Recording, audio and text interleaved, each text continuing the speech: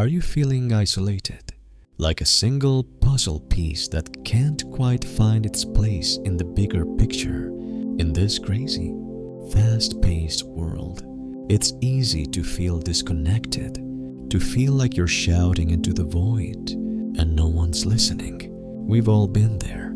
At some point, that sensation of being alone, of standing on the outside, of not quite belonging, does it sound familiar? What if I told you that feeling is nothing more than an illusion? What if I told you that beneath the surface, there is a profound truth waiting to be uncovered, something that connects all of us in ways we can't even begin to comprehend? Let's take a deep dive into this concept, a concept from Zen Buddhism that holds the key to unlocking the prison of isolation.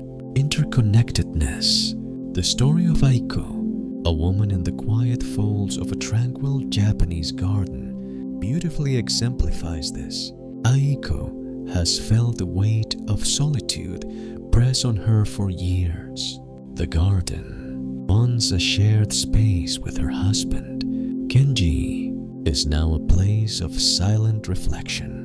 Since his death and the departure of their children to live their own lives, Aiko has been left alone to tend to the space that once echoed with the laughter of family.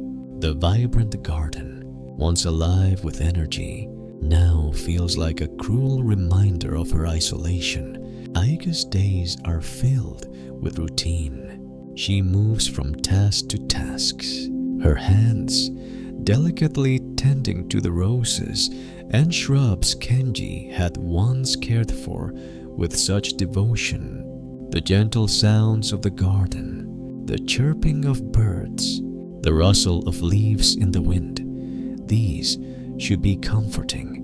But to Aiko, they only emphasize the empty silence in her home. The garden itself seems to mock her, its beauty serving as a stark contrast to the loneliness she feels deep within. At times, Aiko loses herself in the old photographs of her family.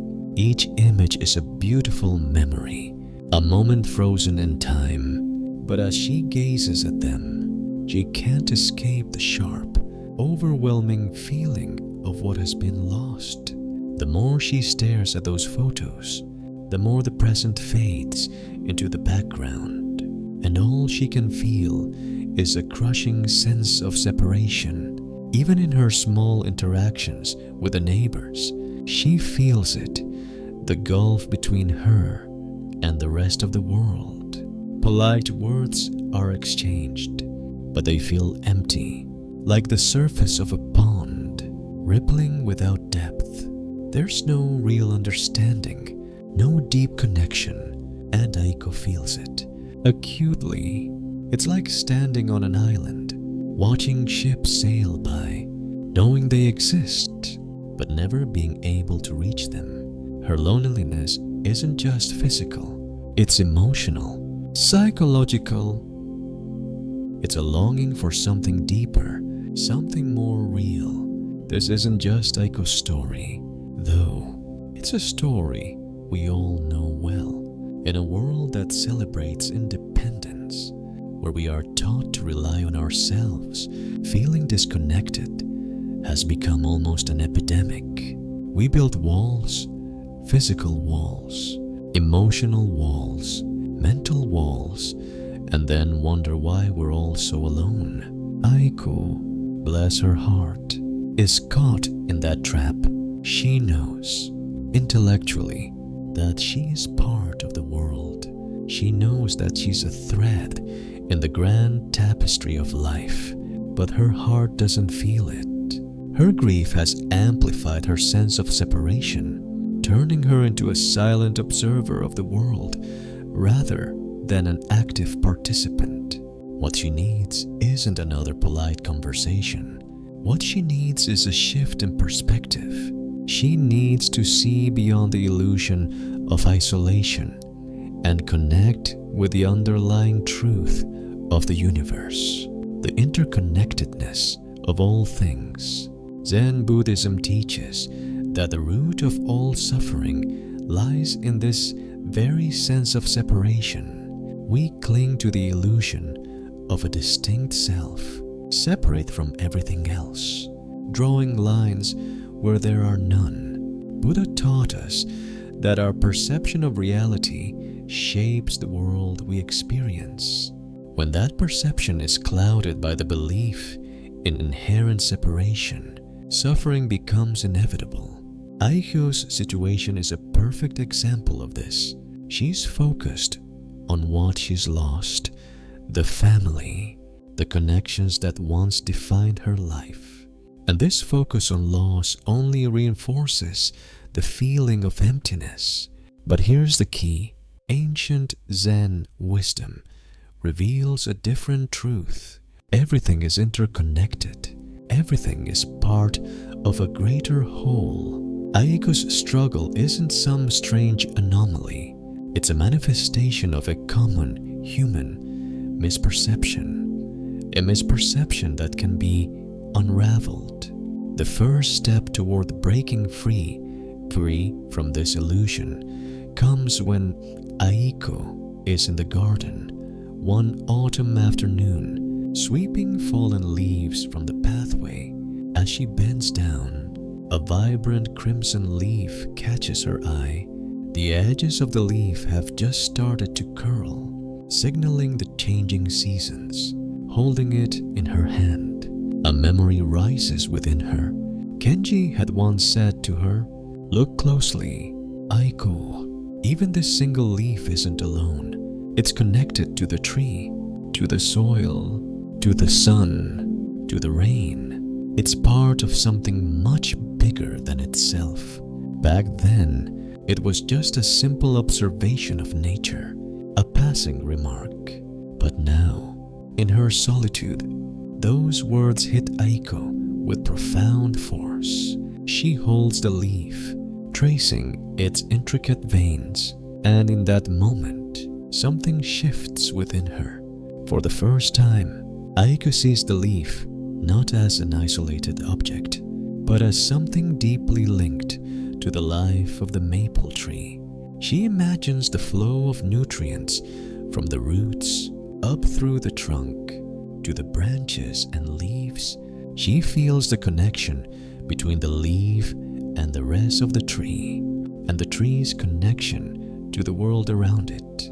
In that moment, Aiko experiences a subtle shift. The feeling of being severed from everything begins to soften. The leaf, once a symbol of her isolation, now represents something larger, something connected. It's the first whisper of Zen's transformative power.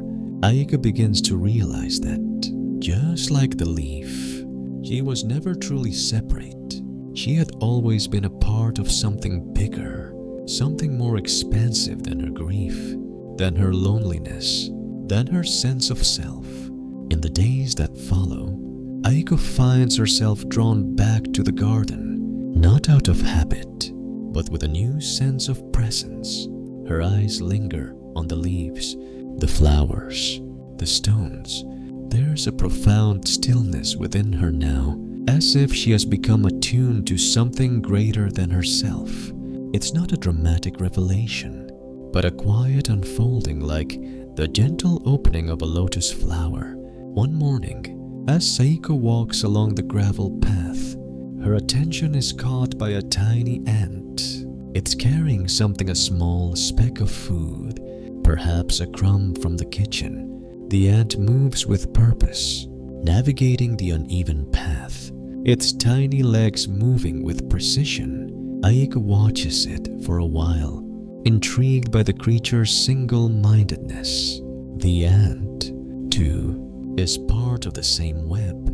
It may seem small, insignificant even, but it plays its role in the intricate dance of life. As the ant moves across the stone, something clicks in Aiko's mind. She sees the leaf again, the same leaf she had held in her hand just days before. The leaf, she realizes, isn't just an isolated object. It's connected to the world in ways she hadn't yet fully understood. Even in its death, the leaf becomes part of a larger story. The ant, too, plays a part in that story. The leaf provides the ant with a path, a bridge from one place to another. For that brief moment, the two are connected, sharing space, sharing time. Aiko's heart skips a beat. It's as though a veil has been lifted.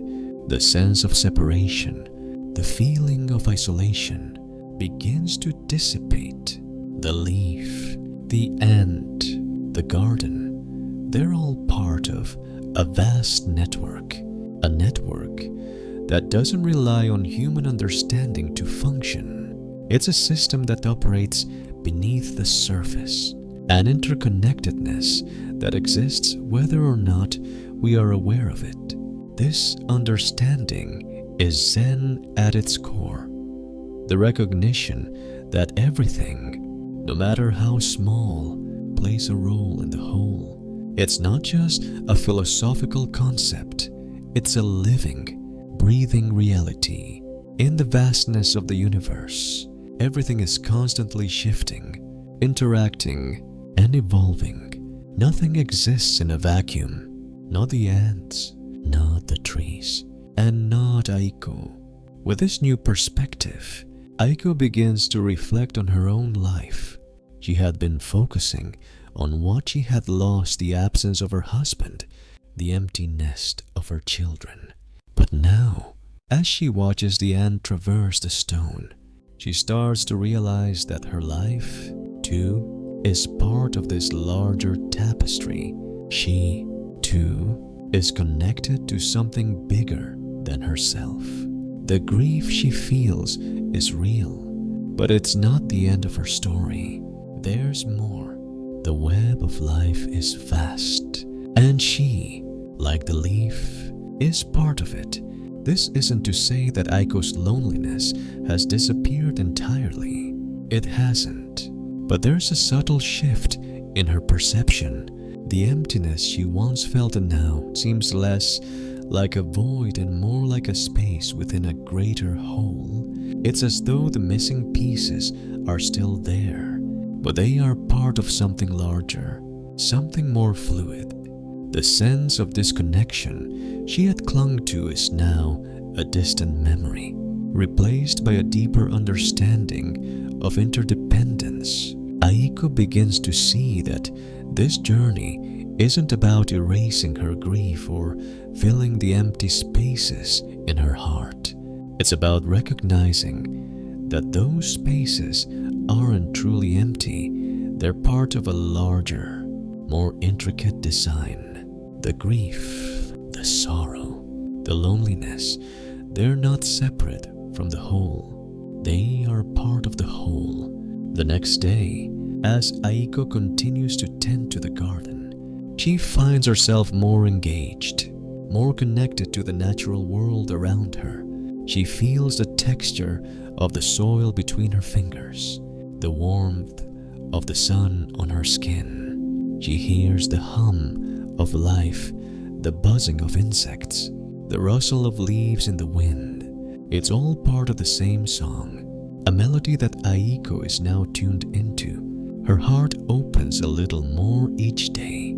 She feels a growing sense of gratitude for the simple moments, the gentle breeze, the colors of the roses, the sound of the birds. These moments are no longer just distractions from her grief. They are reminders of the beauty and interconnectedness of life. She starts to see herself not as a solitary figure in a garden, but as an active participant in a larger, living system. It's in this space of quiet reflection that Aiko begins to understand the deeper truths of Zen. In Zen philosophy, there is no separation between the self and the universe. The idea of isolation is a construct of the mind, a product of attachment to the illusion of individuality. In truth, everything is a part of the same whole. We are not separate from the world around us, nor from each other. We are all interconnected, whether we realize it or not. As Aiko stands in the garden, surrounded by the life that continues to bloom and grow, he begins to feel a sense of peace. It's not a loud, triumphant peace, but a quiet, subtle peace that washes over her like a gentle wave. The grief still lingers, but it's no longer the dominant force in her life. She's learned to see it as part of the whole, just as the leaf, the ant, and the rose are part of the whole. This is Zen. It's not about denying our emotions or pretending that everything is perfect. It's about seeing our emotions, our grief, our joy, our fear as part of the ever-shifting, ever-changing flow of life. It's about recognizing that we are not alone in our experiences, that everything is connected, and that we are all part of the same vast, interconnected web. And so, Aiko continues her journey, not as a lone leaf drifting in the wind, but as an integral part of something much larger. She begins to understand that she's never truly been alone. She has always been part of the web, always connected, always held within the embrace of the universe. As the days pass, Aiko begins to notice small but profound shifts in her life. The once overwhelming silence of her home now feels different, like it's waiting for something, perhaps for her to reconnect with it in a way she hadn't before. The air itself seems more alive, as if the garden is responding to her newfound presence. Aiko's connection to the earth, to the roses she tends so lovingly, deepens with each passing moment. She isn't simply tending to the plants, she's engaged in a conversation with them, with the soil, with the wind, and with herself. It's during these quiet moments in the garden that Aiko recalls the teachings of Zen Buddhism that she had once read about, but never fully understood. Zen emphasizes mindfulness, the practice of being fully present in the moment, without judgment. Aiko begins to apply this teaching as she tends to her roses. She stops seeing the act as just another task on her never-ending to-do list. Instead, she sinks deeply into the experience of it, the feel of the thorny stems between her fingers, the scent of the blooms filling the air, the sunlight warming her face. She no longer rushes through it, eager to get to the next task, but fully immerses herself in the process. This mindfulness begins to permeate every part of her life, even during the small, mundane moments. Aiko finds herself feeling more present. The world, once distant and disconnected, now seems vibrant and full of life. Her senses are heightened. She notices the subtle variations in the colors of the flowers, the rhythm of the breeze, the sound of her footsteps on the gravel path. In each of these details, she feels a sense of connection to the larger world around her. One afternoon, as Aiko prunes a particularly stubborn branch of a rosebush, a thought strikes her. She has always felt that the absence of her family, of Kenji and their children, was the root of her suffering. She had always believed that their presence was essential to her happiness, that their absence had created an irreparable void. But now, as she looks at the garden, she wonders if perhaps it was her attachment to the idea of their presence that had been causing her grief all along. Zen teaches that suffering arises from attachment to things. to people, to even our own identities, Aiko realizes that her sorrow wasn't necessarily the result of losing her loved ones, but rather from her attachment to the way things were. The illusion that she was somehow incomplete without them had kept her in a state of longing. But now, she sees that her grief, though real, isn't the end of her story. It's a chapter, one that she can choose to let go of, just as she lets go of the dead leaves that fall from the trees. This realization is not easy for Aiko. Letting go of attachments is not something that can happen overnight. The mind is a stubborn thing, clinging to old ways of thinking, old beliefs about what should be and what should not. But Aiko feels a subtle shift within her, a softening of the walls she had so carefully built around herself. For the first time in a long time, she begins to feel a sense of freedom. Freedom from the weight of her grief. Freedom from the belief that she is incomplete without her family. Aiko starts to extend this realization to the rest of her life. She begins to see her loneliness not as a permanent state, but as something transient, something that can come and go like the seasons. The loneliness, she realizes, is just one leaf in the tree of her existence. It is not the whole of her experience, nor is it the essence of who she is. It's simply a part of the larger tapestry of life, one that you can learn to embrace without becoming consumed by it. One day, while reflecting on this new understanding, Aiko recalls a Zen teaching about impermanence.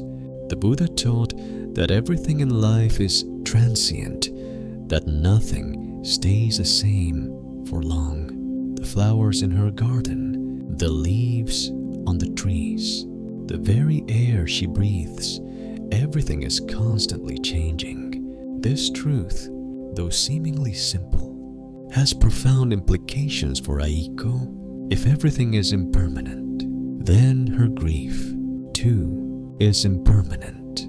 It will change, it will evolve, and it will eventually pass. This understanding doesn't diminish the reality of her loss, but it gives her a sense of peace. She no longer feels like she's trapped in a state of perpetual mourning. Instead, she begins to see her grief as a passing moment, a natural part of the ebb and flow of life. It is a wave that she must ride, but she does not need to drown in it. The grief is not who she is. It is simply something she feels right now, just as the roses will eventually fade and the autumn leaves will fall. With this shift in perspective, Aiko begins to experience a new sense of freedom in the garden. She starts to welcome the changes she once feared, the wilting flowers, the falling leaves, the quiet winter months. She realizes that without these changes, the garden would lose its beauty. It's the contrast between the seasons, the ebb and flow of life, that creates the richness of the experience. This realization leads her to an even deeper understanding of interconnectedness. If everything is connected, then even the changes in the garden are part of the same rhythm, the same dance of life. The flowers bloom and fade, the leaves fall and are replaced, the ants scurry across the ground. All of these things are connected in a web of life that stretches beyond the individual moment.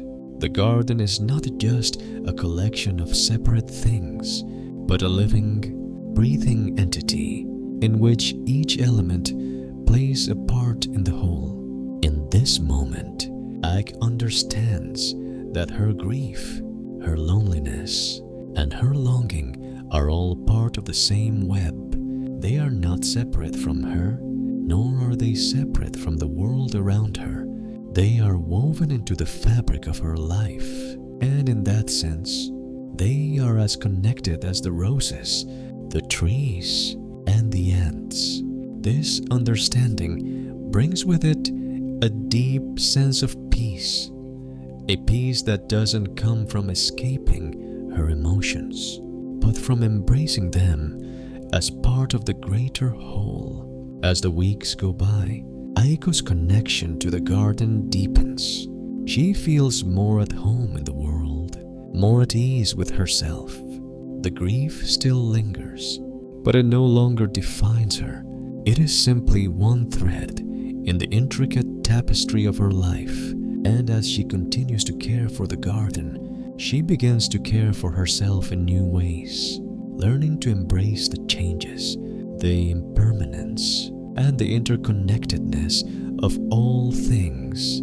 As time goes on, Aiko's transformation continues, unfolding like the petals of the roses she so tenderly nurtures. Her perception of life and of herself has shifted. The garden, once a space that symbolized her isolation, now feels like a sanctuary, a place where she can reconnect with the world around her and with the deeper truth of existence. The grief that once clouded her every thought has softened. Though it hasn't disappeared entirely, it no longer holds the same power over her. Instead, it has become a quiet presence, like the shadows cast by the garden's trees there, but not overwhelming. One afternoon, Aiko sits on a bench in the garden, the golden sunlight warming her face, the fragrance of roses filling the air. She watches as a butterfly flits from one bloom to another, its delicate wings catching the light. For a moment, she simply observes, breathing in the beauty of the scene. It's a moment of stillness, of mindfulness. There is no need to rush, no need to escape. Aiko feels the weight of the world, but not as a burden. It's a part of her. She is part of it. Zen teaches that life, in all its complexity, is inherently meaningful, but it's up to each of us to find the meaning within it. Aiko is beginning to understand this on a deeper level. The garden, the birds, the flowers, the sun, all of these things are not separate from her. They are her teachers, each offering lessons in mindfulness, patience, and acceptance. She is no longer just a passive observer, disconnected from the world. She is a participant, engaged in the rhythm of life, learning from every moment. It is in this quiet state of mindfulness that Aiko begins to notice the subtle, yet profound, interconnectedness of everything around her. The butterfly, for instance, isn't simply fluttering from flower to flower. It's a part of the larger web of life. Its presence in the garden is as meaningful as her own. The butterfly's delicate wings, the flowers it lands on, the soil beneath her feet, they are all part of the same intricate system. The butterfly relies on the flowers for nectar, just as the flowers rely on the bees and the sunlight for life. Everything is interdependent. Everything is connected. This understanding is more than just an intellectual realization. It's a visceral knowing. Aiko feels it in her bones. She is not separate from the garden. She is not separate from the butterfly. She is not separate from the world. She is a part of it, just as the butterfly is a part of her life.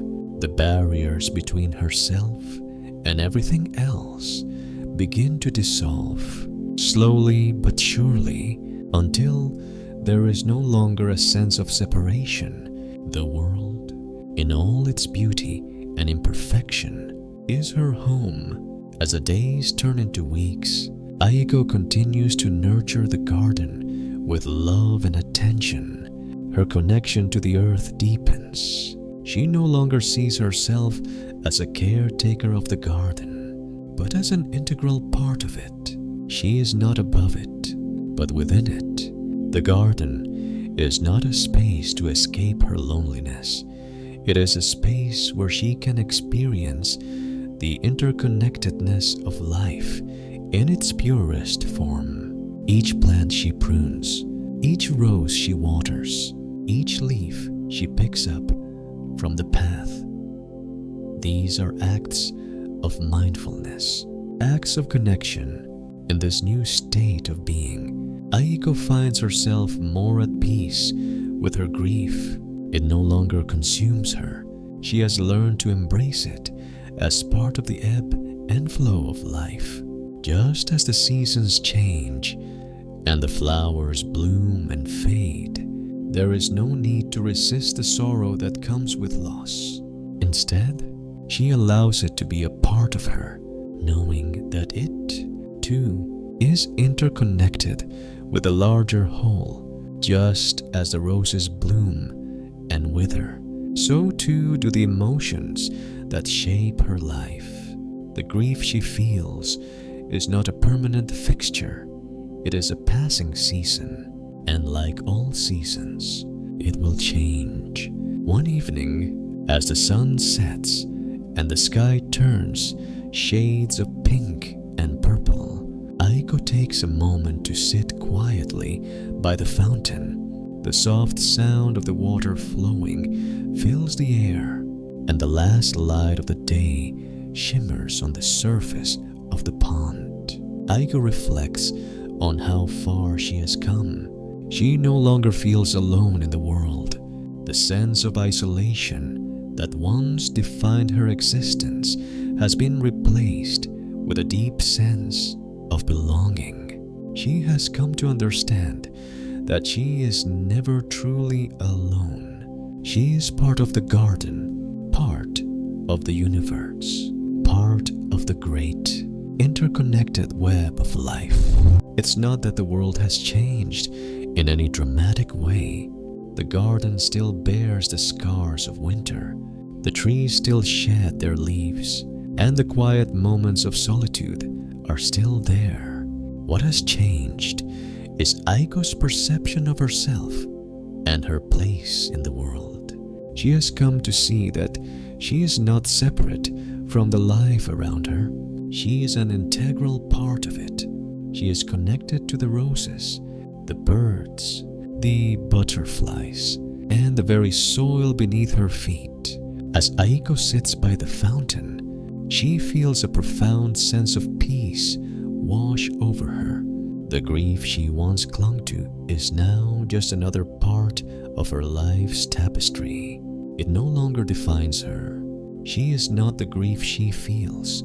She is the awareness that witnesses it, the presence that observes it without judgment. She is the space in which all things, including grief, arise and pass away.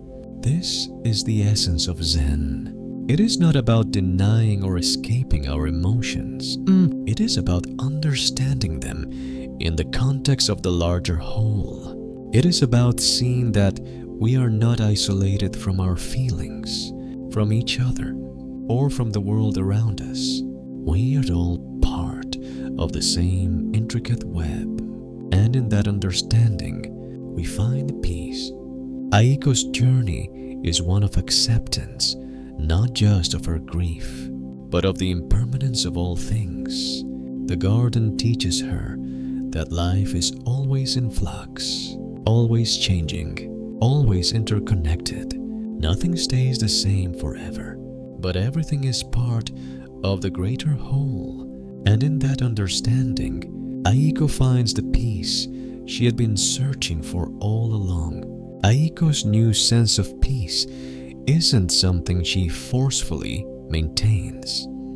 It's a natural state of being that arises when she simply allows herself to be present. The quiet moments of the day no longer feel like interruptions to her life. They are the life. The stillness that once seemed overwhelming now feels like a sanctuary, a space where she can rest, reflect, and allow everything to unfold naturally. One afternoon, as Aiko tends to the flower beds, she notices a new neighbor, a woman who has just moved into a house down the street. At first, Aiko's inclination is to retreat into herself, to stay within the quiet comfort of her garden. But a subtle shift in her thinking stops her. Zen teaches that our lives are not just about our own experiences. They are about sharing those experiences with others. Understanding that every person we meet is part of the same web of life, Aiko decides to make the effort. She takes a deep breath and walks down the path toward the new neighbor's house. When she reaches the door, she hesitates for a moment, unsure of what to say. But then she remembers something Kenji once told her. The smallest act of kindness can create ripples that travel farther than you'll ever know. With that thought in mind, Aiko knocks. The woman who answers is warm and welcoming, with an energy that immediately puts Aiko at ease. They strike up a conversation about gardening, Aiko's favorite topic. She speaks of the roses, the soil, the changing seasons. The new neighbor listens with genuine interest, asking questions and sharing her own experiences. There is no pressure, no expectation, just two people sharing in the simple joy of a conversation. For the first time in a long while, Aiko feels a sense of connection to someone beyond the confines of her own home. It's not a deep, transformative connection, at least. Not yet, but it's a start. It's a small thread being woven into the larger tapestry of her life. As they talk, Aiko realizes that this interaction isn't about filling the emptiness inside her. It's about recognizing that the world around her is filled with people who, just like her, are searching for meaning, for connection, for a sense of belonging. The next few weeks pass by in a quiet rhythm. Aiko spends her mornings in the garden, her afternoons often spent volunteering at the local nature center. There, she works with others to maintain the trails and teach visitors about the local flora. These small acts of service are a way for Aiko to contribute to something larger than herself, something that goes beyond her grief, beyond her own story. She begins to see that she doesn't need to escape her past or her feelings of loneliness. She simply needs to live in the world, to participate in it fully, to engage with it in all its messiness and beauty. And it's through these interactions, no matter how small, that Aiko finds a sense of purpose. She's no longer hiding from the world or from her emotions. She's accepting them, embracing them, and allowing them to guide her toward a more profound understanding of her place in the world. One afternoon, after a day spent working in the garden, Aiko sits in the small stone temple in her backyard. The air is cool and the sky is painted with the colors of the setting sun. Aiko breathes deeply, savoring the tranquility of the moment. It's a simple moment, but one filled with so much meaning. She realizes that the key to her peace has never been in avoiding the difficulties of life, but in accepting them fully, Just as she accepts the seasons that come and go in the garden, she is part of the ebb and flow of life. Just as the trees are part of the wind and the rain, her grief, her longing, her loneliness, they are part of her. But so is her joy, her connection to others, her sense of belonging to the greater whole of existence. It's not about denying or escaping any of it. It's about embracing all of it, the beautiful and the painful, the fleeting and the eternal. Aigo understands now that the garden is a reflection of her own life. The flowers bloom, the leaves fall, the seasons change. Nothing stays the same forever, but everything is part of the same cycle. She sees herself in the garden, growing, changing, learning, and ultimately finding peace. As she sits in the temple, Aigo feels the deep sense of interconnectedness that Zen teaches. The world, in all its complexity, is one seamless whole. She is not separate from it, and it is not separate from her. Everything, from the smallest ant to the tallest tree, is part of the same system. Everything is connected. The garden, the sky, the earth, they are all part of her. She is part of them. This understanding is liberating. It removes the burden of isolation, the weight of loneliness. Aigo no longer feels like a separate, isolated self. She feels like a part of something larger, something beautiful and ever-changing. The grief that once defined her life no longer has the same power. It has become a part of her, but it doesn't define her. She is no longer a leaf falling from a tree, caught in the wind. She is part of the tree itself, with roots deep in the earth and branches reaching toward the sky. The peace she has found isn't the absence of grief. It's the acceptance of grief as part of the larger journey. It's the understanding that, like everything else, grief will pass. It is not permanent. It is part of the ebb and flow of life. Just as the seasons change and the flowers bloom and fade. With this understanding, Aigo feels a deep sense of gratitude. She is grateful for the garden, for the memories of her family, for the lessons of Zen, and for the small acts of connection that have brought her back to herself. Her journey is not over. It never truly will be, but she is no longer lost.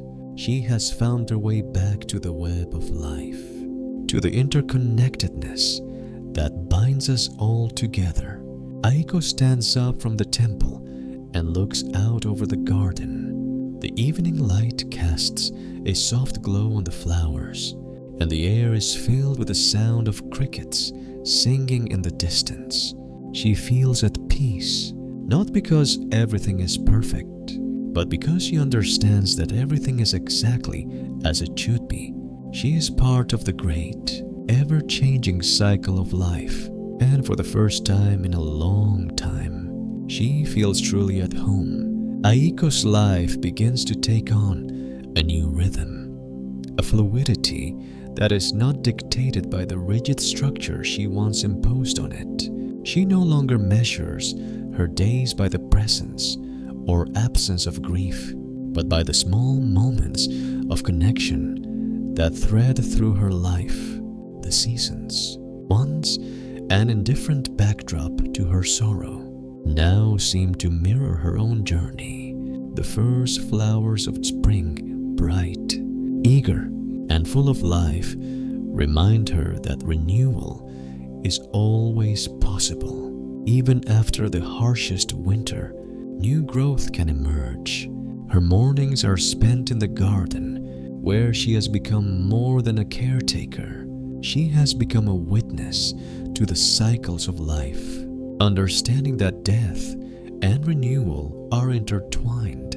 In the evenings, she takes long walks, her steps slower than they once were, more deliberate, more mindful. Aiko now walks not just to get from one place to another, but to be present in the space between her feet and the earth. She feels each step, each breath as a part of the ongoing flow of life. There is no rush, no sense of urgency. She walks because walking is the path, and the path itself is the destination. In this new state of being, Aiko finds joy in the smallest of details. A dewdrop clinging to a rose petal, the way the wind dances with the leaves of a tree, the soft glow of the moon rising over the horizon. She marvels at how the world, in all its complexity, is so effortlessly in sync. She understands now that it's not about controlling the flow of life. It's about aligning with it, surrendering to it. The river doesn't struggle against the rocks. It flows around them, embracing them as part of its journey. One day, while sitting on her favorite bench beneath the willow tree in her garden, Aiko notices something new. A small bird, a sparrow, has built a nest in the branches above her. She watches as the mother bird flutters to and from the nest, gathering twigs and leaves to create a safe space for her young. It's a simple act, but one filled with meaning. The bird's instinct to care for her offspring, to build a home, resonates deeply with Aiko.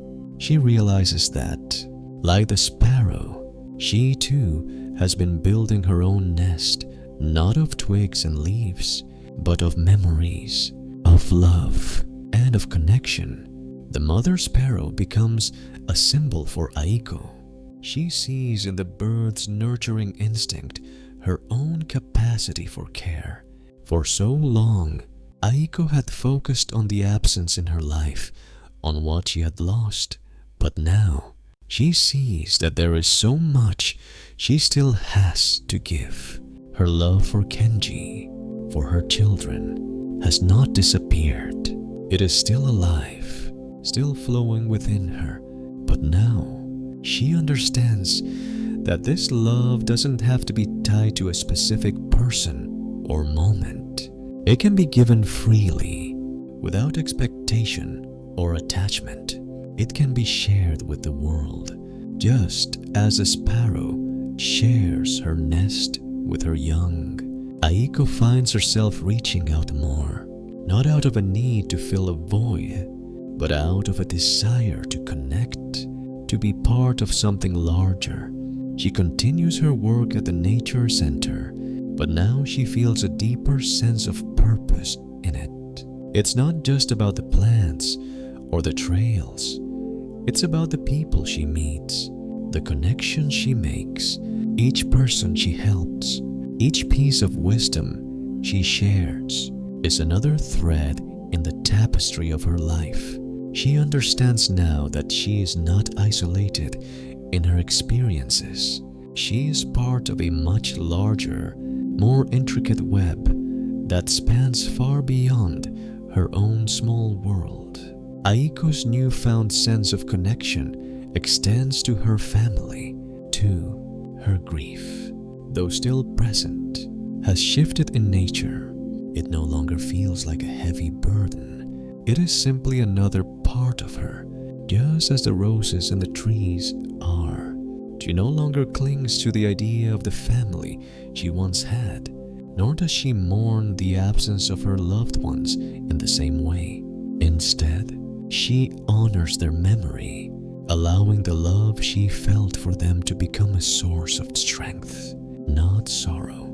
It is a quiet kind of love, one that does not demand anything, but simply exists, flowing freely, like the wind that rustles the leaves of the trees. One evening, after a long day in the garden, Aiko sits once again by the fountain. The sun has just set, and the cool evening air carries with it the scent of jasmine. She closes her eyes, letting the peace of the moment wash over her.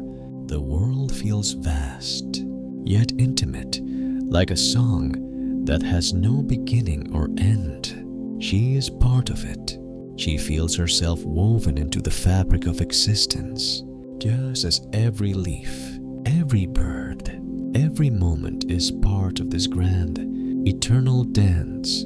Aiko realizes that her journey has been one of rediscovery, of remembering something she had forgotten. She has always been part of this web of life.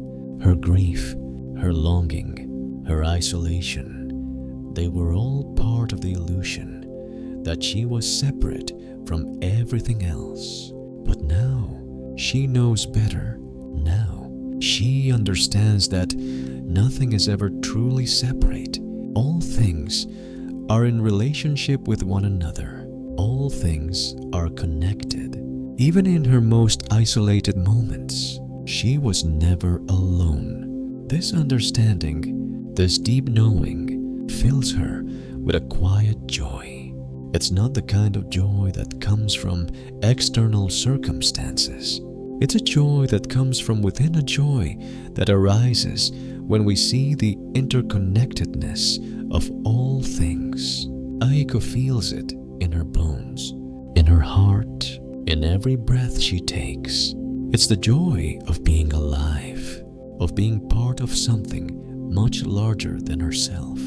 It's the joy of simply being. As she sits in the quiet of the evening, Aiko feels a sense of completion, not because everything is perfect, but because she has learned to embrace life as it is.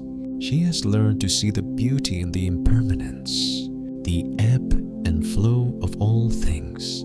She has learned to trust in the interconnectedness of life, the way everything, no matter how small, is part of a greater whole. The garden, once a place of sorrow, has become a place of peace. The roses continue to bloom, the leaves continue to fall, and the cycles of life continue to unfold. Aiko is no longer alone in her grief. She is no longer isolated. She is part of the garden, part of the world, part of the infinite web of life. And in that understanding, she finds her home. Aiko's life, once marked by a sense of deep loss, is now filled with an unexpected lightness, as though the very air she breathes carries a quiet promise of peace. The transformation she has undergone is not a sudden change, but a gradual unfolding, like the delicate petals of a flower revealing themselves one at a time. Each day, as she walks through the garden, she feels more grounded, more connected, not just to the world around her, but to the very essence of her being. She has begun to understand that the sense of isolation she once carried was never truly her reality. It was a projection of her own mind, a barrier she had built to protect herself from the pain of loss. But now, she sees the world differently. She no longer views it as something separate from herself. The garden is no longer just a backdrop to her sorrow. It is her companion, her reflection, her mirror. Each plant, each flower, each tree is a part of the greater whole, and she, in turn, is an integral part of that whole.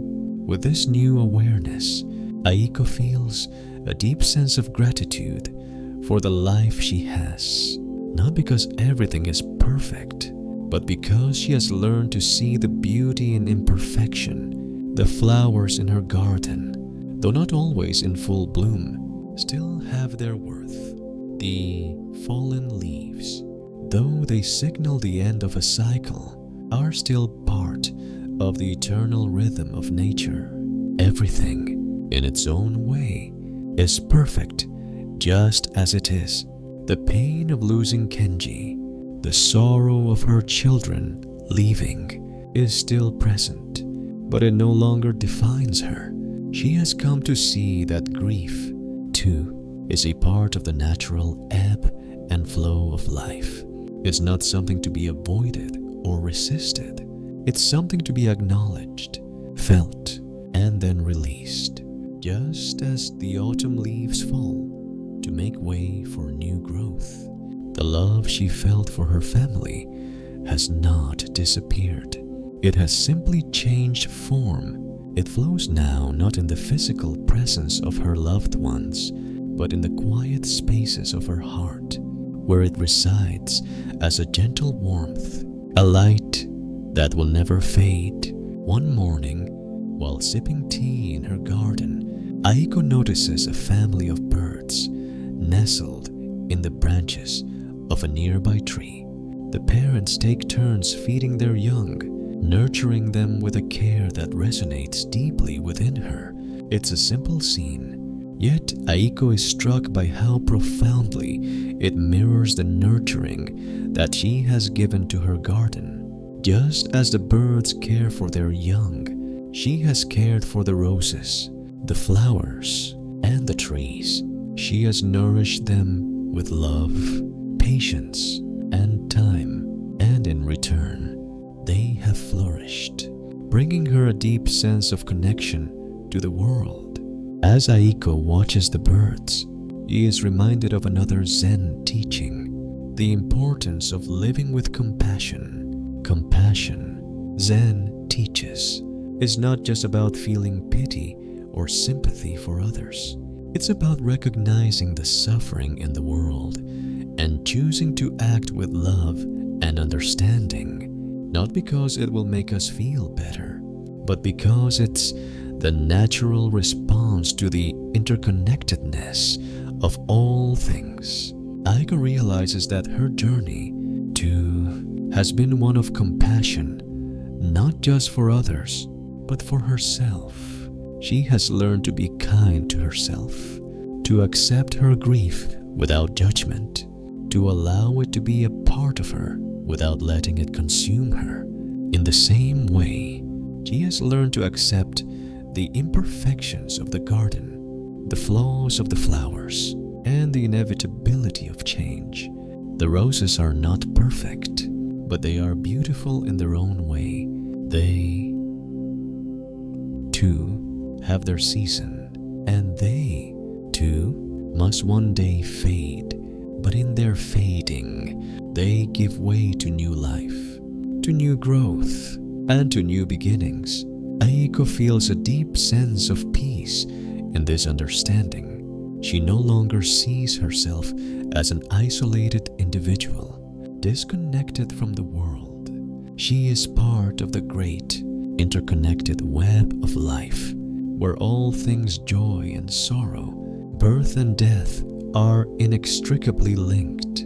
Her grief, her love, her joy, they are all part of the same journey, the same cycle of life.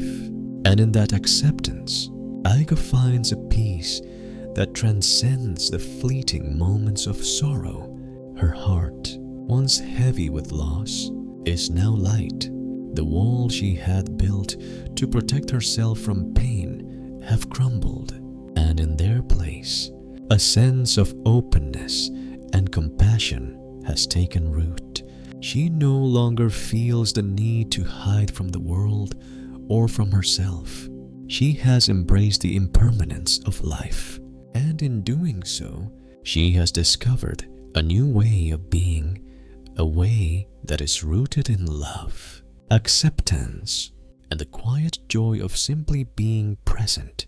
As the days pass, Aiko continues to tend to her garden, her heart full of gratitude for the life she has now. The garden, once a place of sadness, has become a sanctuary, a place where she can nurture not just the plants, but herself. The roses bloom, the leaves fall, and the seasons change, but through it all, Aiko remains grounded in the knowledge that she is part of something much larger than herself. One evening, as she stands in the garden, watching the last light of the day fade into twilight, Aiko feels a profound sense of connection to everything around her. The roses, the trees, the sky, the earth beneath her feet. They are all part of the same rhythm, the same dance of life. And so is she. She is not separate. She is not alone. She is part of the whole. The grief she once carried has been transformed. It is no longer a burden, but a part of the tapestry of her life. Her love for Kenji, her longing for her children, her quiet moments of solitude. All of these are threads in the same weave. And in that understanding, Aiko finds peace. She is not incomplete. She is whole, as she has always been, just as the roses are whole, just as the garden is whole, just as the universe itself is whole. And so, Aiko continues her journey, not as a solitary soul lost in the world, but as a being deeply connected to all that is. The path ahead may not always be easy, but Aiko knows that she is never alone. She is part of the great, ever-unfolding story of life, and in that story, she has found her place. Aiko's life continues to unfold, its new rhythm settling into a gentle flow. Each day, she tends to her garden with a newfound sense of purpose. But this purpose is not driven by obligation. It's a calling, an act of love, not just for the plants, but for herself. Every petal she touches, every stem she prunes, feels like an act of compassion, not just for the flowers, but for the world itself. The garden has become a place where Aiko not only cares for life, but also nurtures her own spirit. The weight of her grief, though still present, no longer consumes her. She no longer tries to avoid the sadness that arises from time to time. Instead, she embraces it, understanding it as part of the journey. Grief, like the leaves that fall from the trees, is simply part of the cycle of life. She has learned that it doesn't define her. It is but a moment, a passing phase, like the seasons that change. There is no need to resist it. Instead, she allows it to come, to go, just as the seasons come and go. In the evenings, Aiko enjoys quiet walks around the garden. The cool air fills her lungs as she moves slowly, thoughtfully, her feet following a path she has walked countless times before. But this time, as she walks, she realizes that it feels different. She feels more in tune with the world, more aware of each step she takes, the rustle of leaves, the chirping of birds in the distance. It all seems to resonate with her. She's no longer simply walking through life. She's walking with life as a part of it, each breath connecting her to the world around her. During one of these walks, Aiko notices a small patch of ground near the edge of the garden where a new plant has started to sprout. It's delicate, fragile, but its green shoots are pushing up through the earth, striving toward the light. Aiko crouches down to take a closer look, marveling at its resilience. This small plant, like so many others, is part of a larger cycle, a larger system. It has sprouted in the fertile soil, nourished by the rain and the sun, and it is growing despite the challenges it faces.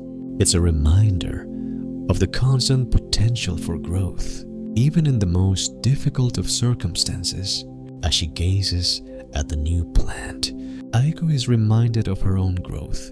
She, too, had been fragile once broken by grief, adrift in sorrow.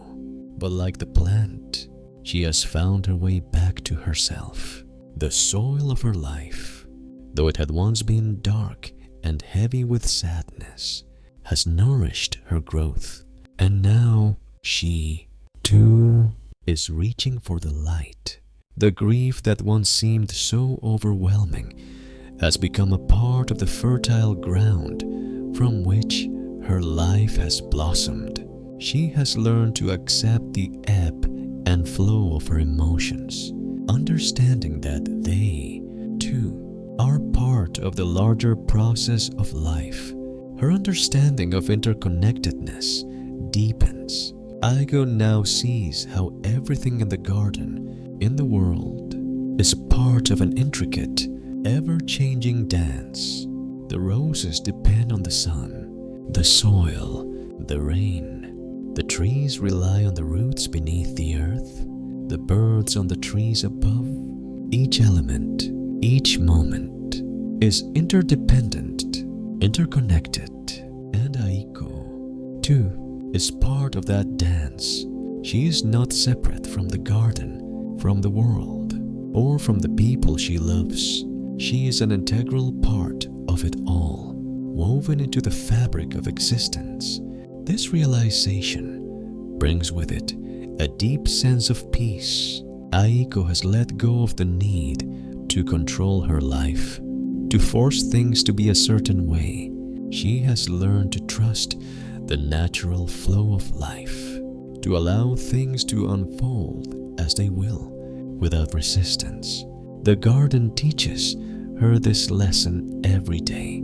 As the flowers bloom and wither, as the leaves turn and fall, as the seasons change, life is always in motion, always evolving, and Aiko is learning to move with it. One day, as Aiko sits by the pond in the center of her garden, watching the fish swim lazily through the water, she reflects on the journey she has traveled.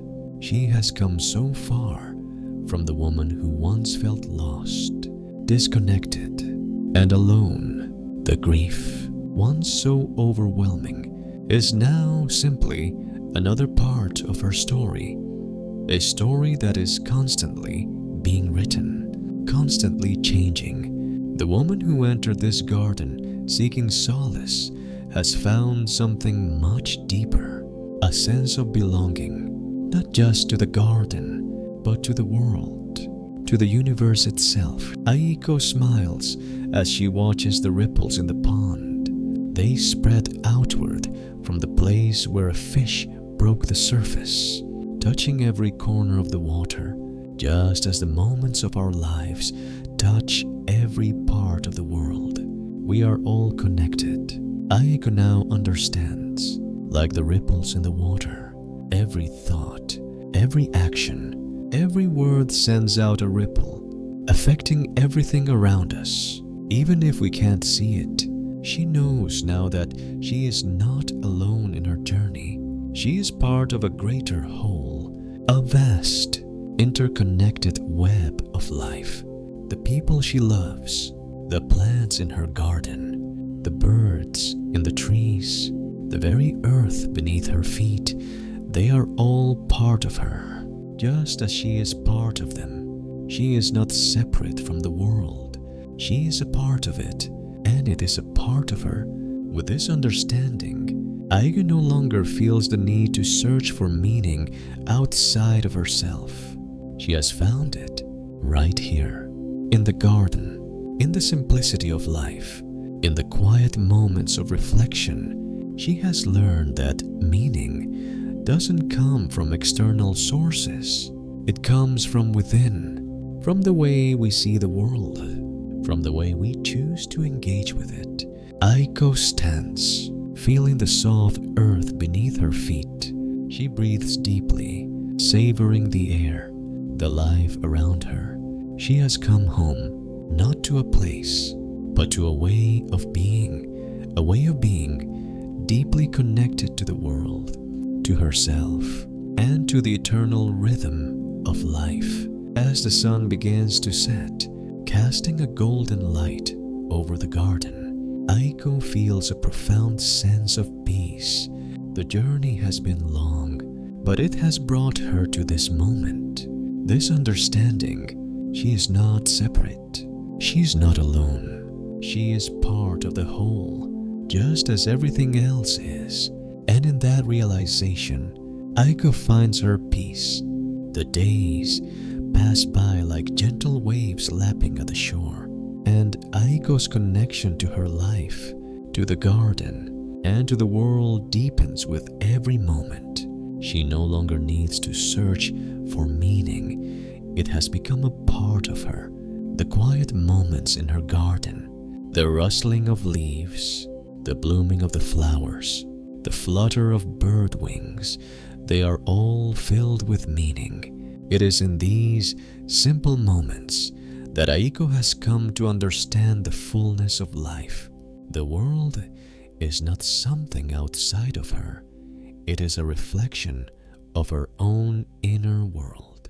The connection she feels to everything around her is not just an intellectual understanding. It is felt deeply, viscerally, in every cell of her being. Her grief, though still present, no longer dominates her life. It has softened into a quiet, compassionate presence, a part of the fabric of her being, but not the whole of it. Aiko has learned that to grieve is to love, and to love is to be connected. In her grief, she has found a deep love for the life she has lived, for the memories she holds, and for the lessons she has learned. And this love extends beyond herself. It extends to the world around her, the trees, the flowers, the birds, and the people she meets. Her love is no longer confined to the past. It is something that flows freely, embracing the present moment and all that it contains. One day, as Aiko walks through the garden, she notices a patch of wildflowers growing near the edge of the pond. They are small, humble flowers. Their colors, a soft blend of purple and yellow. They were not planted by her hand, nor were they a part of the careful design of the garden. They simply appeared like a gift from the earth. Aiko crouches down to get a closer look, marveling at their beauty. The wildflowers are not perfect. Some of the petals are slightly torn, the stems a bit crooked, but to Aiko, they are more beautiful than the most carefully cultivated rose. They are a reminder that life does not have to be perfect to be beautiful. In their imperfection, they are whole. It reflects on her own life, on the journey she has taken. At times, she had tried so hard to control everything, to make everything fit into a neat, perfect plan. But now, she sees that life is not meant to be controlled. It is meant to be lived, to be experienced in all its messiness, its beauty, its pain, and its joy. Just like the wildflowers, Aiko has learned to embrace her own imperfection. She is not broken, she is whole. The cracks in her heart, the wounds from her past, they are a part of who she is, but they do not define her. They are simply part of the larger tapestry of her life. Aiko stands up and breathes deeply, taking in the beauty of the garden around her. She realizes that, in a way, the garden has been her teacher. It has shown her how to be present, how to accept the ebb and flow of life, how to embrace imperfection, and how to love not just others, but herself. The garden, once a place of solitude and grief, has become a sanctuary, a place where Aiko has rediscovered the peace that had always been within her. As the sun begins to set, casting a warm, golden light over the garden, Aiko's sights on her favorite bench beneath the willow tree. The air is cool and fragrant, filled with the scent of jasmine and roses. She feels a deep sense of peace settle over her, a peace that is not the absence of pain, but the acceptance of it. She has learned to sit with her grief, to allow it to be a part of her, but not to let it consume her. She has learned that the pain of loss is not something to fight against, but something to embrace with compassion, understanding that it is a part of the human experience. In the stillness of the evening, Aiko reflects on her journey. She has come so far from the woman who once felt isolated and lost. The grief, the loneliness, the longing, they are still with her, but they no longer define her. She is not the sum of her pain. She is the sum of her experiences, of the love she has given and received, of the lessons she has learned, and of the connections she has made, and she is at peace with all of it. She knows that the journey is far from over. Life will continue to unfold with its inevitable ups and downs, its joys and sorrows, but Aiko no longer feels afraid of what the future holds. She is not afraid of her grief.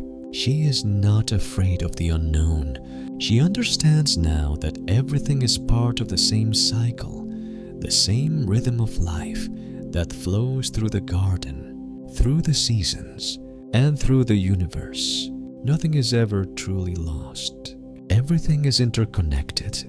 Everything is in relationship, and everything has its place in the grand tapestry of existence. As the stars begin to twinkle in the evening sky, Aiko feels a deep sense of gratitude for the life she has. It is not perfect, but it is hers, and it is beautiful. The garden, once a place of sorrow, has become a place of healing, of peace, and of profound connection. And in that connection, Aiko has found her place in the world. She is not separate from it. She is a part of it. And in that truth, she finds her home. With a gentle smile, Aiko stands and walks back to the house, the soft glow of the moonlight guiding her path. The journey is far from over, but for the first time in a long time, she feels ready to face whatever comes next. She is not alone. She is part of the world, part of the garden, part of the great, interconnected web of life. And in that understanding, she has found her peace. As the seasons shift and the world continues its eternal cycle of growth and decay, Aiko finds herself in a rhythm she has never known before. The deep connection she feels to the garden, to the natural world, and to her own heart has opened her up to a profound new understanding. She no longer needs to seek happiness outside herself.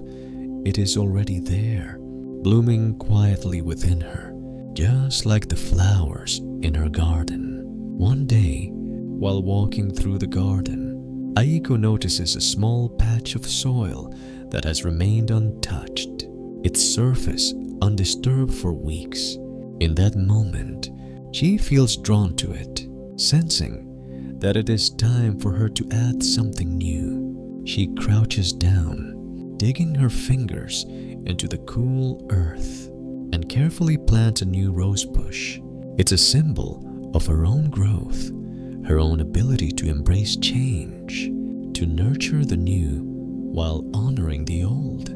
She waters it gently, whispering a silent blessing for its growth, and watches as the soil settles around it, as if the earth itself is welcoming this new life.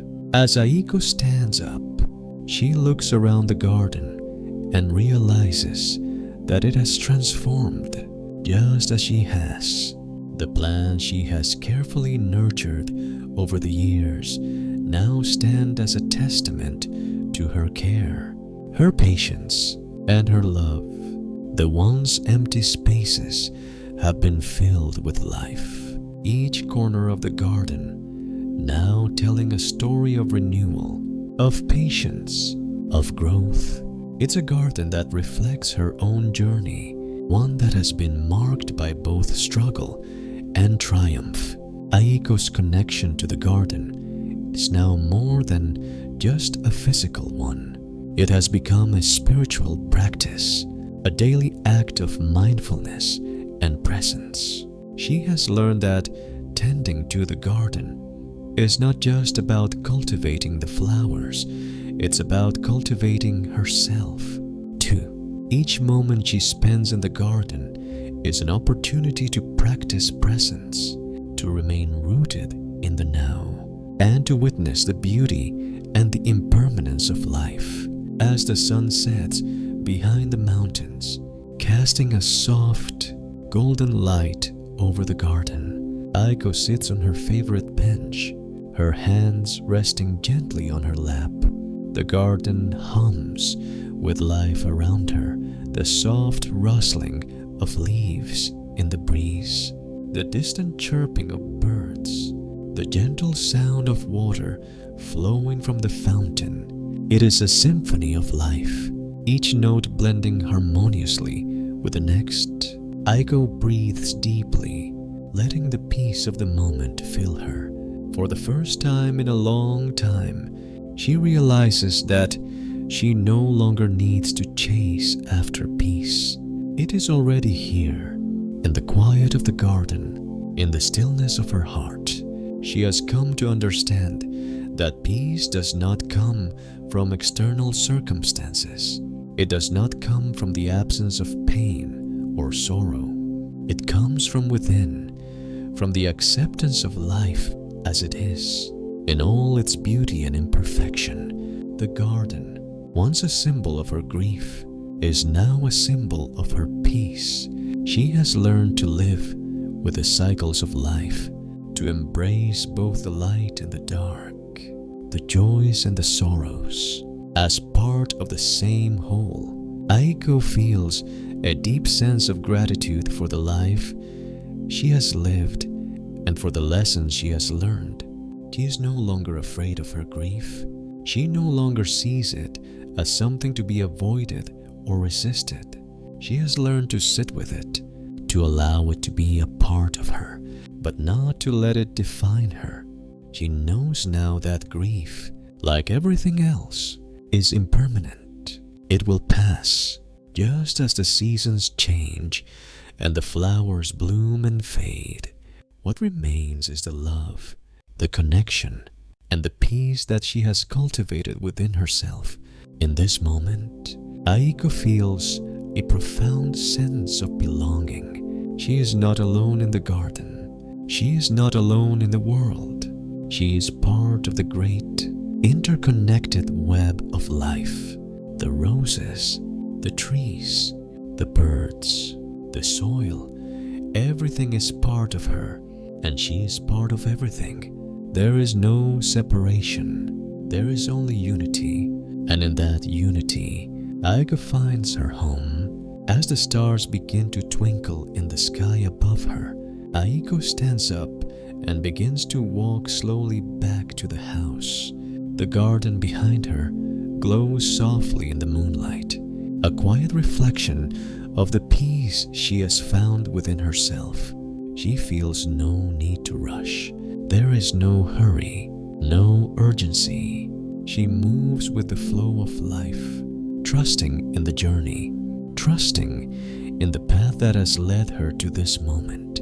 She knows that the journey is not over, that there will be challenges ahead, moments of sorrow, moments of joy, but she is no longer afraid.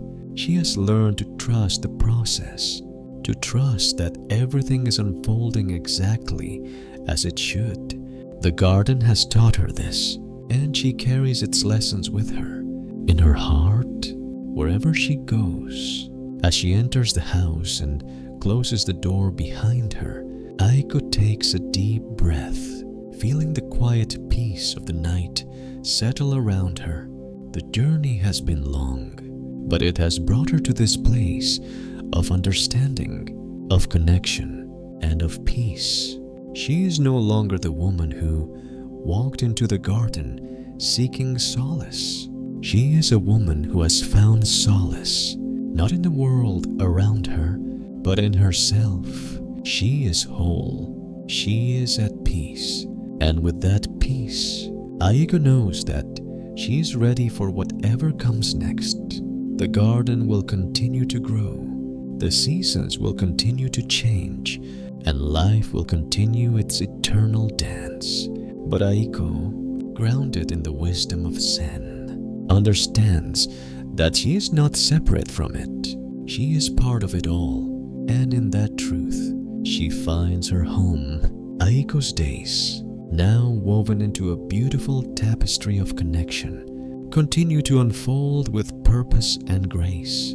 The seasons are no longer just markers of time. They are reminders of the natural cycles that exist within every living thing. Spring, with its soft whispers of renewal, has become her time to plant new seeds of hope and possibility, both in the garden and in her heart. Summer brings with it a warm embrace, a time of growth and flourishing. And autumn, though bittersweet, is a reminder of the beauty in letting go. Winter, now less a symbol of isolation and coldness, has become a time of quiet reflection, rest, and renewal. A necessary pause before the next cycle of growth begins. Her grief, which once felt like an insurmountable mountain, is now a quiet stream that flows gently beneath the surface of her life. It is no longer an overpowering force, but a part of the landscape, a steady current that shapes her experience without dominating it. Aiko has come to understand that grief, like the season, has its own rhythm. It ebbs and flows, sometimes gentle, sometimes intense, but always passing. It is no longer something to fight against, but something to embrace, knowing that it too will eventually give way to the next phase of life. As she tends to the garden each day, Aiko reflects on how much she has changed. The garden, once a place of sorrow and loss, has become a reflection of her inner journey. It has taught her that life, with all its ups and downs, is not something to be avoided, but something to be experienced fully, with mindfulness and acceptance. In the soil of the garden, she has learned to plant not just flowers, but also the seeds of patience, acceptance, and love. And just as the roses bloom with the care she gives them, so too does her heart continue to bloom with the care she gives herself. One afternoon, as Aiko walks through the garden, she notices a patch of lavender that has begun to flourish. The small, delicate flowers sway gently in the breeze, their fragrance filling the air. Aiko crouches down, running her fingers lightly over the blossoms. She smiles softly, remembering that she had planted the lavender not long ago, unsure of how it would fare. But here it is, alive, vibrant, and full of life. It's a reminder that life often surprises us. Sometimes, the things we least expect to grow can flourish beyond our imagination. Just as she has, her thoughts wander to her family Kenji, her children. Their absence is still felt in the quiet corners of her heart, but it is no longer a source of pain. It is a soft ache, a gentle reminder of the love she once shared with them. And while that love remains, it is no longer confined to the past.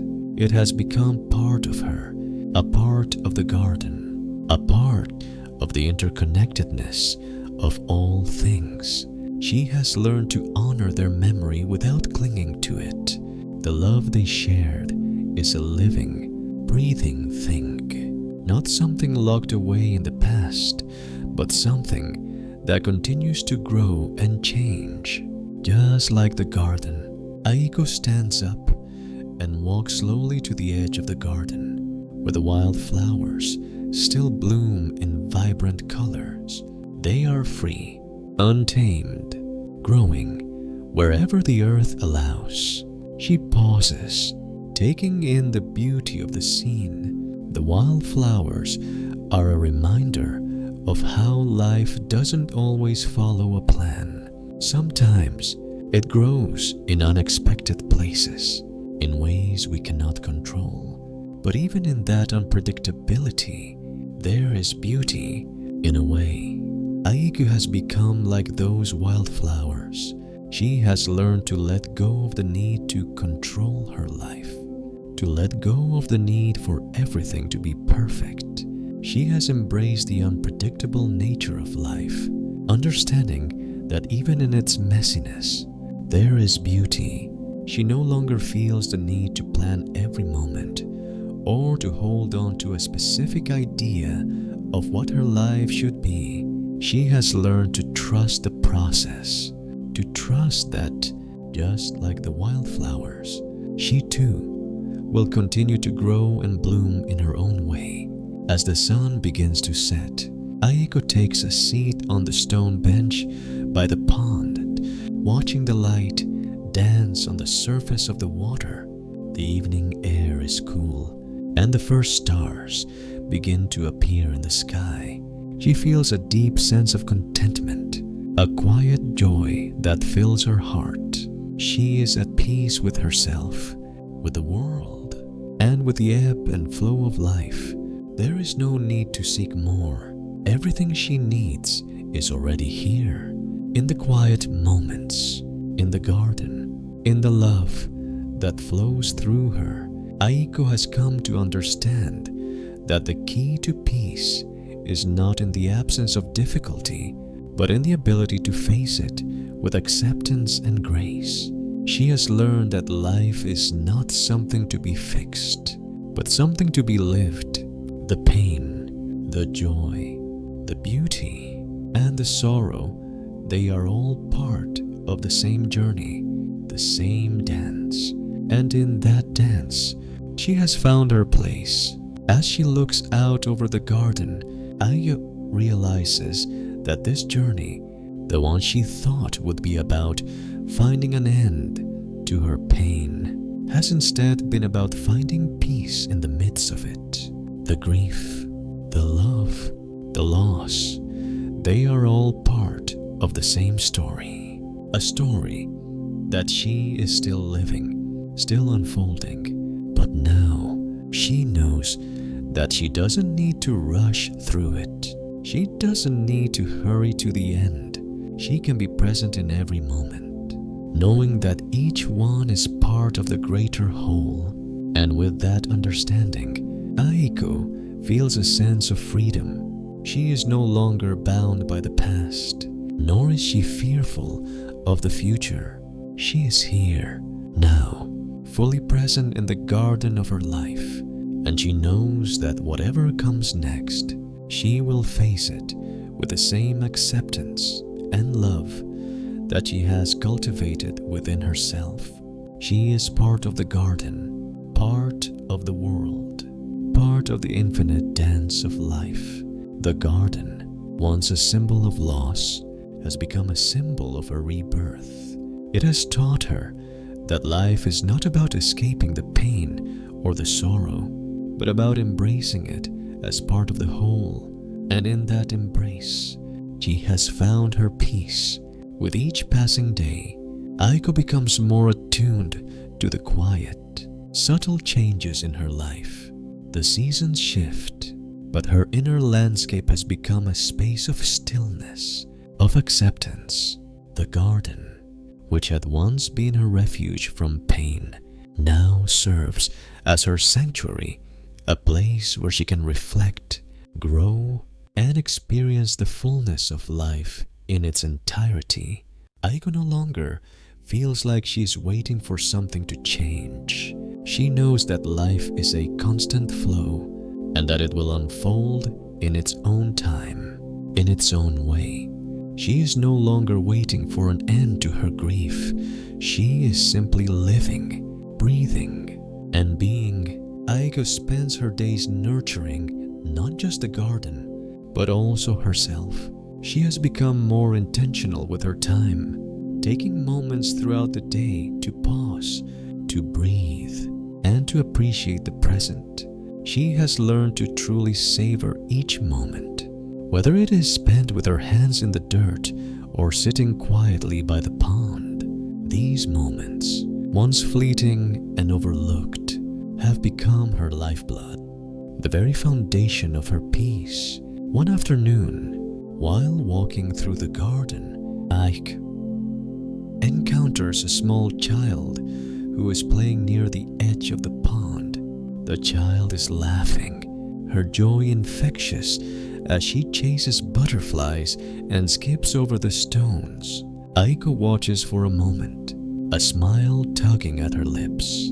There is something about the child's innocence, her unburdened joy, that reminds Aiko of the simplicity of life, of the beauty of living in the present moment.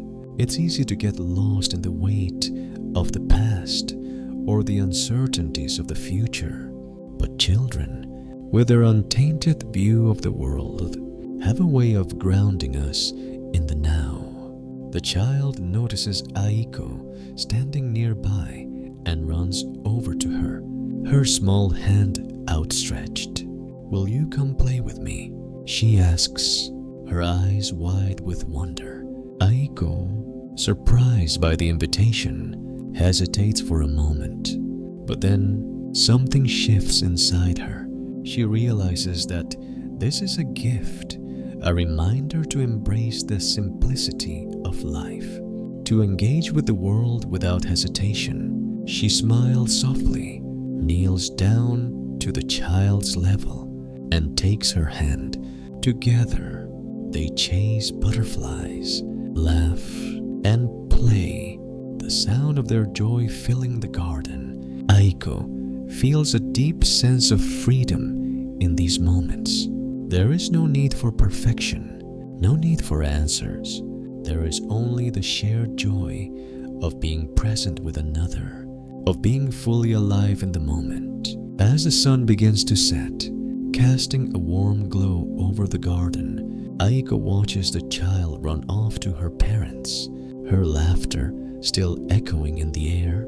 She stands there for a moment, taking it all in, the sound of the wind in the trees, the hum of life all around her.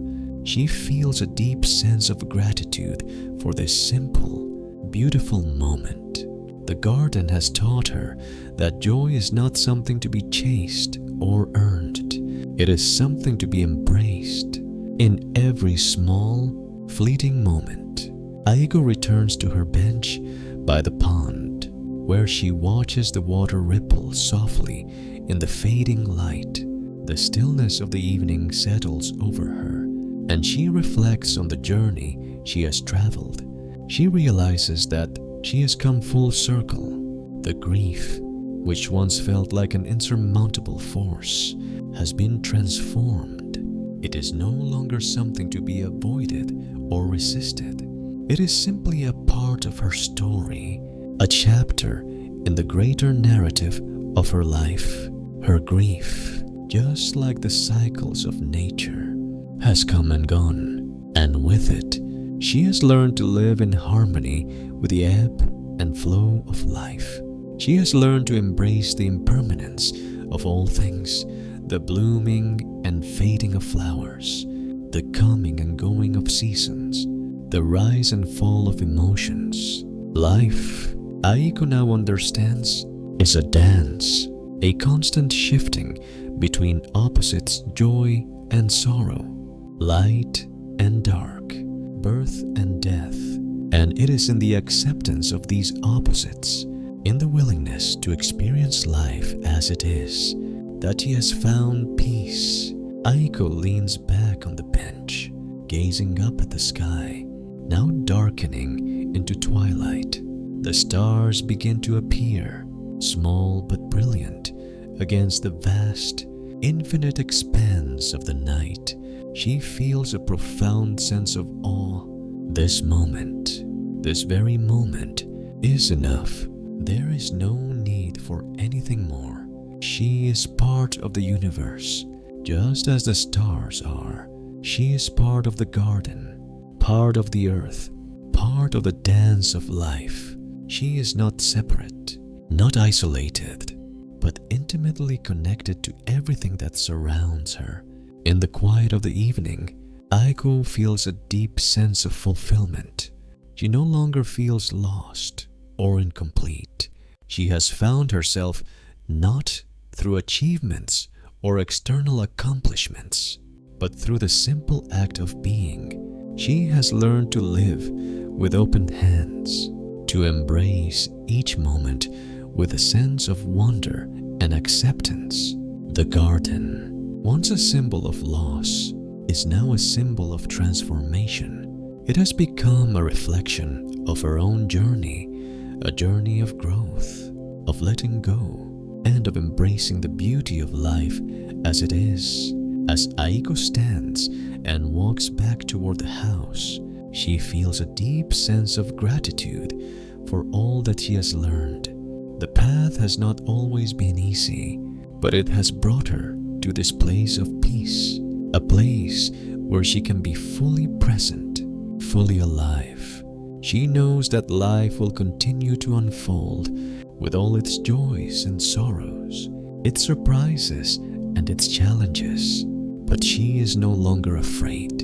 She knows that, like the garden, she will continue to grow and bloom in her own time, in her own way.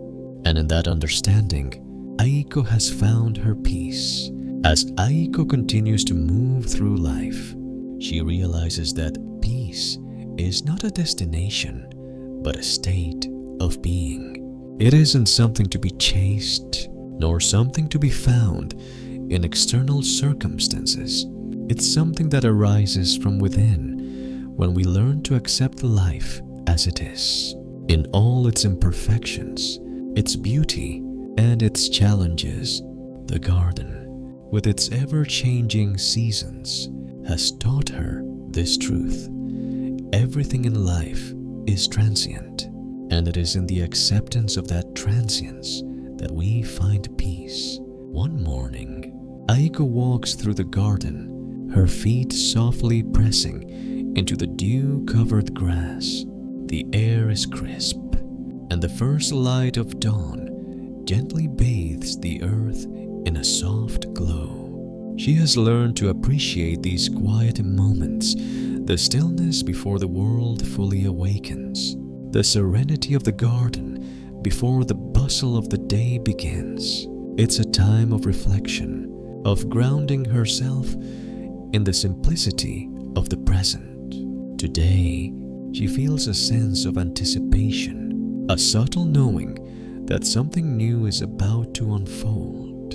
It is a feeling that has been growing within her, a quiet whisper that calls her forward. She feels it in the breeze that rustles the leaves, in the soft chirp of the birds as they greet the day.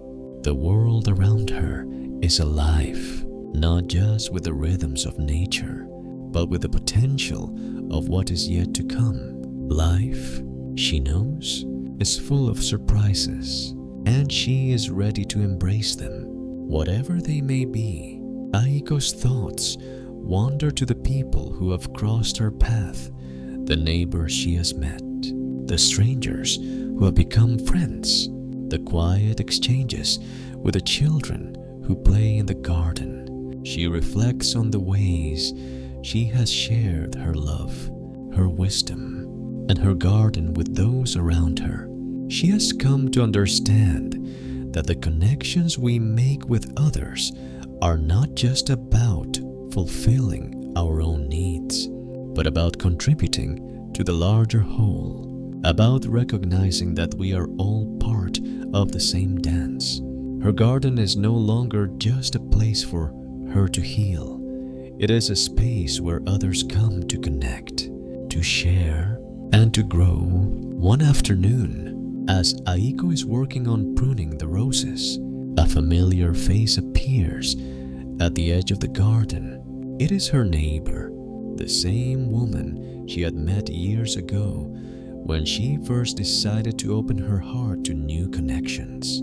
The woman walks toward her with a warm smile, her eyes filled with gratitude. "Aiko, I wanted to thank you again," she says, her voice filled with sincerity. "Your garden has brought so much peace to my family. We come here often just to sit, to breathe, to be. It's become a place of solace for us." Aiko smiles gently, her heart swelling with a quiet joy. She didn't need to try to make her garden a place of healing for others. It had simply become that, naturally, because it was a reflection of her own healing, her own peace. The love and care she had poured into the garden had rippled out, touching others in ways she could never have planned. "I'm glad it has been a place of peace for you," Aiko responds. "It's always been a space for me to reflect, to grow, and I'm happy it's been able to offer something to others, too." They sit together on a bench near the roses, their conversation flowing easily, a deep sense of connection between them. In this moment, Aiko is reminded of the power of shared spaces, the ways in which we can nurture not just our own hearts, but the hearts of those around us. It's a small act to share a space, to invite others into our lives, but it can create profound ripples of change. And just as the garden has nurtured her, she has learned that she, too, can offer a space for others to find peace, to find themselves, to heal. Later that evening, as Aiko sits by the pond, watching the ripples in the water, she feels a sense of completion, not because everything is perfect, but because she has learned to be at peace with what is. She has learned to accept the constant ebb and flow of life, its joys, its sorrows, its uncertainties. There is no need to control it, no need to force it. Life, in all its beauty, is already enough, and she is enough, too, just as she is. The garden, which had once been a place of sorrow, has become a reflection of Aiko's journey. It is not a perfect place. The roses sometimes wilt, the leaves sometimes fall, and the weeds sometimes creep in. But even in these imperfections, there is beauty. The garden teaches her that life is not about achieving perfection. It is about accepting the messiness of it all, embracing the impermanence, and finding peace within that. As Aiko stands and walks back toward the house, she feels a deep sense of gratitude for all that she has learned. The grief that once consumed her is now just a small part of her story. She no longer clings to the past or worries about the future. She lives in the present with acceptance, with love, and with peace.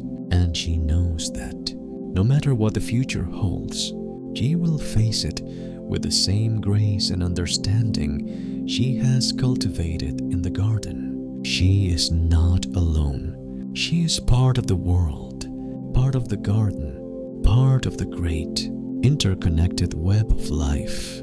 And in that understanding, she has found her peace.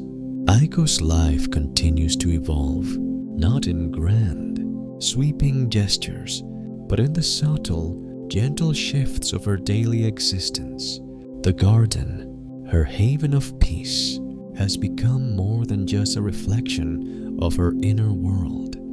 It is now a place of continual growth, both for herself and for those who cross its path. It's a living, breathing entity, just like Aiko herself. She no longer feels the need to hold on to the past or force her life to be something it's not. Instead, she moves through the world with an open heart, trusting the natural flow of life. One crisp autumn morning, Aiko stands at the edge of the garden, her hands wrapped around a steaming cup of tea. She watches as the leaves from the tall trees above her slowly fall, swirling gently in the breeze before settling softly onto the ground. It's a scene of quiet beauty, but also one of change. She sees how the garden shifts with the seasons, how the roses bloom in spring, the trees grow tall and strong in summer, and the leaves fall away in autumn. Everything, she understands now, is always changing. Life, like the garden, is in a constant state of flux, and it is in the acceptance of this change that we find peace. As she watches the leaves fall, a deep sense of gratitude fills her heart. She has come so far from the woman who once felt lost in the vastness of the world.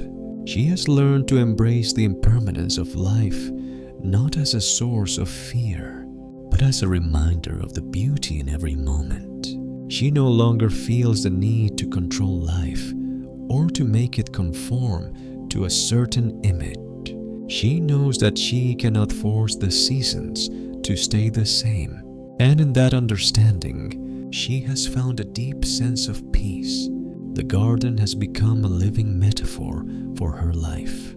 It shows her that change is inevitable, that things grow and fade, that new life emerges from the old. And just as she has allowed the garden to evolve naturally, she has allowed herself to do the same. Aiko no longer clings to the old wounds of the past. She no longer holds on to the grief or the longing she once felt for what was lost. She has learned that holding on to the past only hinders growth. It is in the release of the old, the letting go, that new life can take root. Aiko has learned to trust herself more deeply. The self-doubt and fear that once plagued her have slowly faded away.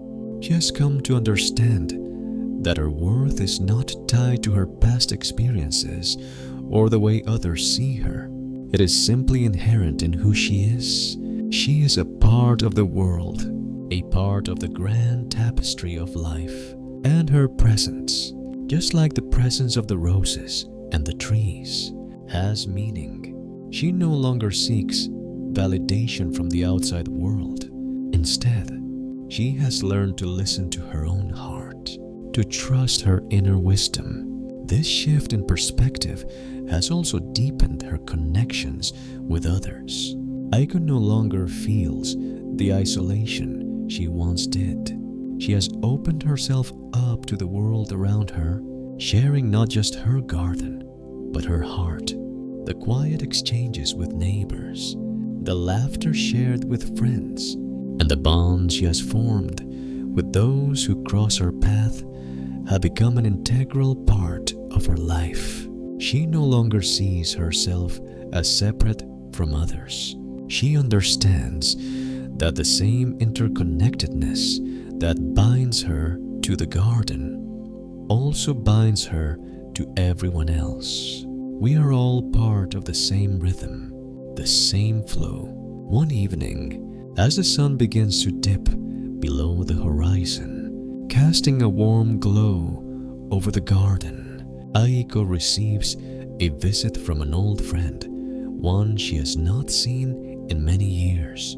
The friend arrives with a gentle smile, her face familiar but softened by time. They sit together in the garden, catching up on life's changes, sharing stories of the years that have passed. There is no sense of urgency, no need to fill the silence with words. The comfort of simply being in each other's presence is enough. They laugh, reflect, and share in the simple joy of reconnecting. As they talk, Aiko reflects on how much her life has changed.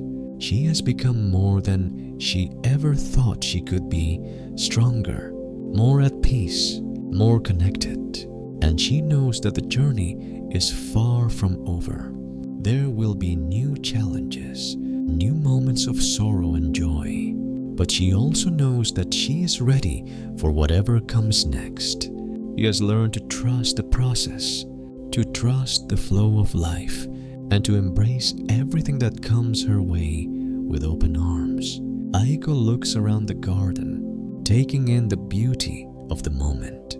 The roses are blooming, their petals soft and fragrant. The trees are shedding their leaves, creating a carpet of gold and amber on the ground. The garden is alive with the colors and sounds of the season. And in that moment, Aiko feels a deep sense of peace. She is exactly where she is meant to be, not because everything is perfect, but because she has learned to embrace the imperfections of life. As the evening grows darker and the stars begin to twinkle in the sky, Aiko feels a profound sense of belonging. She is a part of the garden, a part of the world, a part of the vast, interconnected web of life. She is not separate from anything or anyone. She is simply a part of the ever-changing, ever-flowing dance of life. With a soft smile, Aiko rises from her seat and walks back to the house, the gentle night air brushing against her skin. She no longer feels the need to hurry, no need to rush to the next moment. She walks slowly, deliberately, savoring the stillness of the night, the beauty of the garden, and the peace that fills her heart. Life will continue as it always does, with its joys and sorrows, its beginnings and endings. But Aiko knows now that it is all part of the same journey. She is not alone. She is part of it all. And in that truth, Aiko finds her peace. The days continue to pass, but Aiko has long since learned to stop measuring her life by the ticking of the clock. She has learned to be present in each moment, to savor the fleeting beauty of life. No longer caught up in a rush to reach some distant destination, she understands now that life itself is the journey, and each step, whether joyous or sorrowful, is part of that journey. There is no final destination, no perfect place to arrive at. There is only the process of being, of experiencing, and of growing. The garden remains her sanctuary, a reflection of her inner world. It is a place of quiet reflection, of renewal, and of healing. Aiko spends her mornings there, tending to the plants with the same care and attention she now gives herself. Each flower she waters, each leaf she prunes, is an act of love, not just for the garden, but for herself. She has learned that to nurture the world around her is to nurture herself, and that the act of care, whether for a plant or a person, is a sacred one. As the seasons change, Aiko notices that she is no longer the same person she was when she first arrived in this garden. Her grief, which once felt like a weight she could never escape, has transformed. It has become something different, something softer, something that no longer defines her. She understands now that grief, like all emotions, is a part of the human experience. It comes, it stays, and eventually it fades. But in its passing, it leaves behind wisdom, strength, and a deeper appreciation for life's fleeting beauty. Aiko has also learned that her grief does not take away from her capacity for joy. She can laugh, love, and experience joy even in the midst of sorrow. She is no longer waiting for her grief to end before she can live fully. She has learned to embrace life as it comes, with all of its ups and downs, with all of its joys and sorrows. She is no longer waiting for something to change, for the perfect moment to arrive. She is living fully in the present, with gratitude for every moment, every experience, every lesson life has to offer. One day, as Aiko walks through the garden, she notices a small bird perched on a branch near the edge of the pond. The bird's feathers are bright, its eyes sharp and alert. It sings a soft, sweet song, its melody filling the air. Aiko stands still, watching the bird as it sings its song. It reminds her of how far she has come. The song of the bird, like the rhythm of her own life, has been shaped by both the joys and the sorrows she has experienced. The bird doesn't sing to be heard. It sings because it is its nature to do so. Aiko realizes that, like the bird, she too has learned to express herself, not for any external validation or recognition, but because it is her nature to do so. She sings the song of her life, not in perfection, but in full expression of who she is. Her journey has been her own, shaped by her unique experiences, and now she shares it with the world. Just as the bird shares its song with the air, Aiko's journey has not been without its challenges. She has experienced loss, pain, and heartache, but through it all, she has learned to move with the flow of life, to embrace both the light and the dark, the beauty and the pain. As part of the same journey, she has learned that peace is not something that comes from avoiding life's difficulties, but from accepting them, from sitting with them, and from finding meaning in them. She has learned that the key to peace is not in the absence of suffering, but in the ability to live fully in spite of it. As the evening falls and the stars begin to appear in the sky, Aiko sits on her favorite bench by the pond, her hands resting gently on her lap. The cool night air surrounds her, and the soft glow of the stars fills the sky. She feels at peace, not because everything is perfect, but because she has learned to see the perfection in imperfection, the beauty in the fleeting moments of life. She is part of the garden, part of the earth, part of the universe, and in that understanding, she finds her place. She is no longer searching for something outside herself. She has found everything she needs within. The peace she has sought for so long has always been there, waiting for her to see it.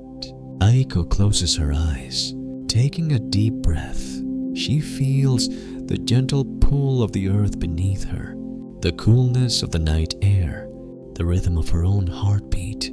She is here, in this moment, and that is enough. There is no need to chase after the future, no need to worry about the past. There is only this moment, and in this moment, she is complete. As Aiko opens her eyes and gazes out at the garden, she smiles softly. She is exactly where she is meant to be. She has learned to embrace life's journey, to live with open hands, to be present in each moment. She is at peace, and in that peace, she has found her home. The garden, once a place of sorrow, is now a place of joy, of growth, and of love. It has taught her that life is not about avoiding the difficult moments, but about learning to move through them with grace, with love, and with acceptance. It has taught her that the journey itself is the destination, and that every moment, no matter how fleeting, is precious. And as the night deepens, Aika stands up, takes one last look at the garden, and walks slowly back to the house, her heart light and full of peace. She knows that the journey is far from over, but she is no longer afraid. She is part of the garden, part of the earth, part of the universe, and in that, she has found her peace.